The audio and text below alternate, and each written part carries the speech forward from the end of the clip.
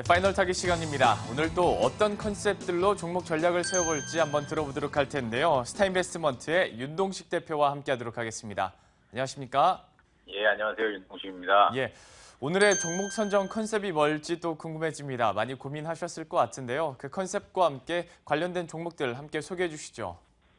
예, 오늘은 종목 컨셉을 어떻게 잡을지 고민을 많이 했었는데요. 최근 들어가지고 이제 상한가가 변동폭이 있어서 결국은 상한가 가는 종목들, 30% 이상 급등하는 종목들, 급락하는 종목들을 좀 추스리자면 결국은 우선주에 관련된 얘기를 해야 될 것 같은데, 그렇게 되면 추천주를 드릴 수 없어가지고 그걸 좀 배제를 했고요. 지금 삼성물산과 제일모직 관련돼가지고 시장에 지금 핫이슈가 떠도고 있는 상황인데, 지분 구조가 취약한 10대 기업을 좀 선정을 해봤고요.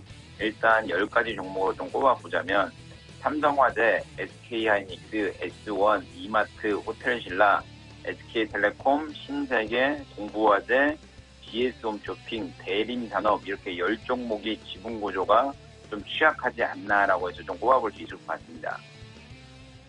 전체적으로 지분 구조 취약 10대 기업을 오늘의 컨셉으로 말씀해 주셨는데요. 10가지 종목들이 나열이 됐습니다만은 이 중에서도 2개 종목 더 선정을 해본다면 어떤 게 있을까요?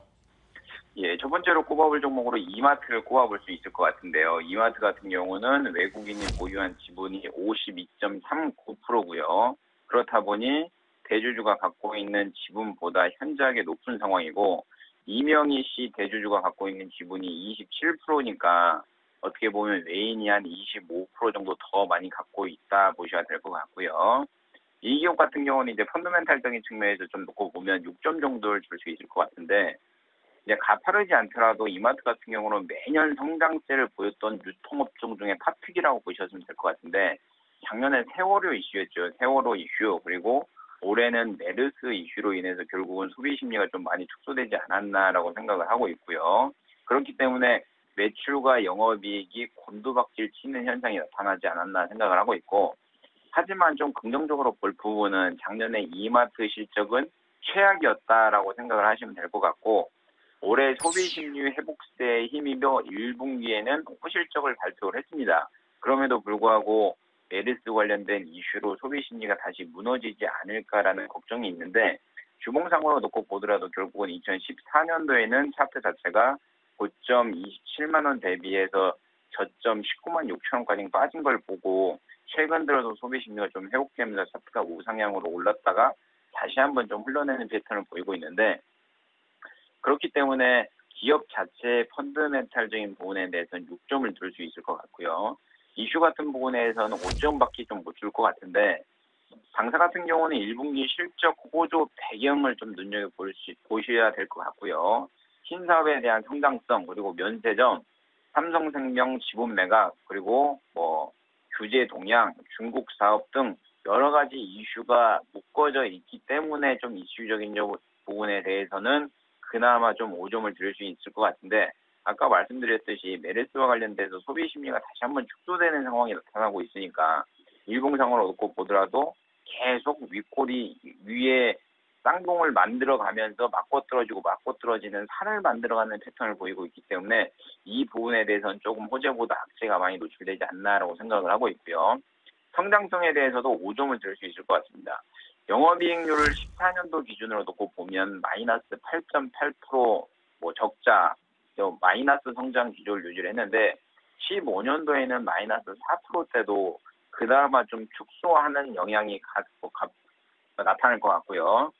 트레이더스 강제 휴무 지배를 좀 받아도 기존점 성장률은 8% 이상의 성장률을 좀 감안을 하셔야 될 것 같고, 현재 트레이더스 같은 경우는 9개 매장을 좀 운영하고 있는 상황인데, 장기적으로 놓고 보면 40개, 50개까지 늘리겠다는 당사의 전략, 이런 업무적인 전략이나 계획들을 놓고 보면 그나마 성장성은 소비 심리의 안 좋은 부분을 만회하는 5점을 드릴 수 있을 것 같고요.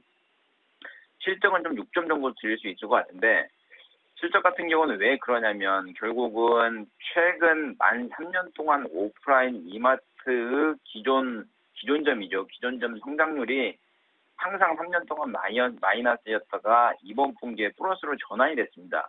그 부분을 좀 눈여겨보셔야 될 것 같고요. 이 부분의 추세 전환은 향후에도 지속적으로 증가될 가능성도 있고 15년도 연결 영업이익 기준으로 보면 전년 대비해서 10% 이상 증가될 가능성이 굉장히 높기 때문에 이제는 최악은 지나가고 조금 빛볼 날이 오지 않겠는가라는 기대감으로 인해서 7점을 드리는 게 맞는 것 같고요. 목표가는 25만 원 딱 잡아드리겠고 손절가는 21만 5천 원으로 잡아드리겠습니다.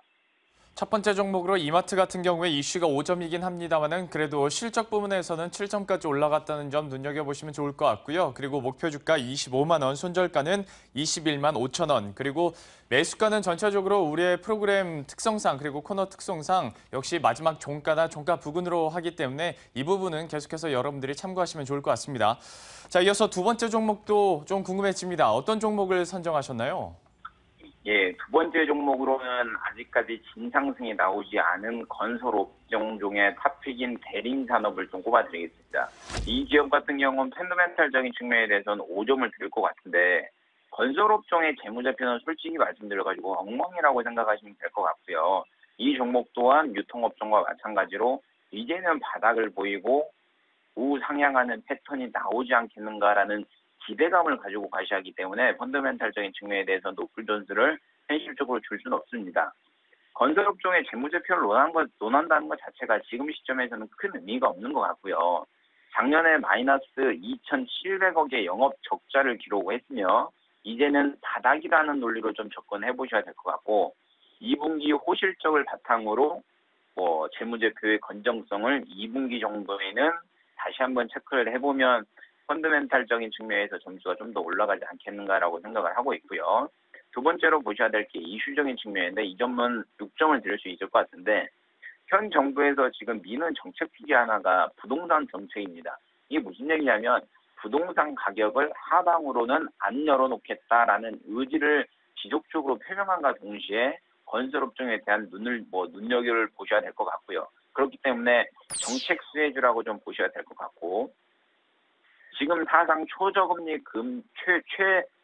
초저금리가 계속적으로 유지되고 있는 상황이죠. 그렇다 보니 저금리 기조가 유지될수록 건설업종의 수혜는 당연히 볼 가능성이 높기 때문에 이 부분도 눈여겨보셔야 될 것 같고 성장성에 대해서는 7점을 드릴 수 있을 것 같은데 원래는 좀 많이 드리려고 했는데 왜 7점밖에 못 주냐면 국내 주택시장에 개선되는 부분은 긍정적이나 해외 실적이 부진한 부분에 대해서는 여지없이 안 좋은 부분이기 때문에 악재와 호재가 공존하는 시장이라고 생각을 하시는 게 좋을 것 같고 다만 7점을 드린 이유는 해외 실적의 부진보다는 국내 시장의 주택 경기 활성화가 좀 빠르게 진행된다는 점에서 7점을 좀 드렸고요.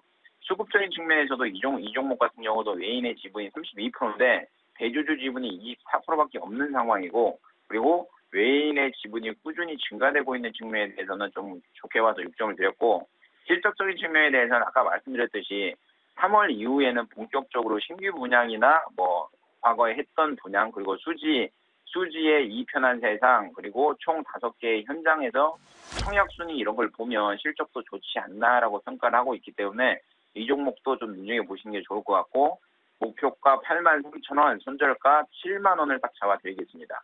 네, 대림산업 목표 주가 8만 3천 원 말씀을 해주셨고요. 손절가 7만 원까지 가격 전략 함께 세워봤습니다. 이 두 종목보다 자세하게 체크를 해봤고요. 지금까지 스타인베스트먼트의 윤동식 대표와 함께했습니다. 고맙습니다. 예, 감사합니다.